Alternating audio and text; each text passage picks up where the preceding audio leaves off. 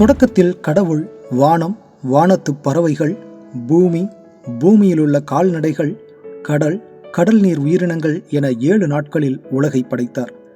இறுதியாக மண்ணிலிருந்து மனிதனை படைத்தார். அவனுக்கு ஆதாம் என பெயரிட்டார். ஆதாம் தான் பூமியின் முதல் மனிதன். அவன் தனியாக இருப்பதை உணர்ந்த கடவுள் ஆதாமின் விலா எலும்பிலிருந்து அவனுக்கு தக்க துணையாக ஒரு பெண்ணை படைத்தார். ஆதாம் அவளுக்கு ஏவாள் என பெயரிட்டான். இருவரும் ஏதேன் தோட்டத்தில் மகிழ்ச்சியாக வாழ்ந்தனர்.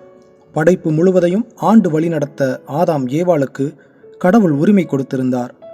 ஆனால் ஏதேன் தோட்டத்தின் நடுவில் இருந்த ஒரு மரத்திலிருந்து மட்டும் பழங்களை உண்ண வேண்டாம் என கட்டளையிட்டு இருந்தார்.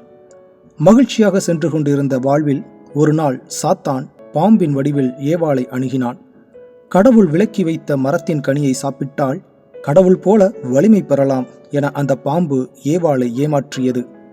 ஏவாளும் ஏமாந்து போனாள். மரத்தின் கனியை பறித்து சாப்பிட்டாள். அந்த பழத்தை ஆதாமுக்கும் கொடுத்தாள். அவர்களின் கண்கள் திறக்கப்பட்டது. ஆடையின்றி இருந்த அவர்கள் இலைதலைகளை ஆடையாக உடுத்தி கொண்டனர். கடவுளின் கட்டளையை மீறி பாவம் செய்ததால் கடவுள் முன் நிற்க பயந்தனர். எப்போதும் போல் கடவுள் ஆதாமையும் ஏவாளையும் அழைத்தார். ஆனால் அவர்கள் கடவுளின் முன் வரவில்லை.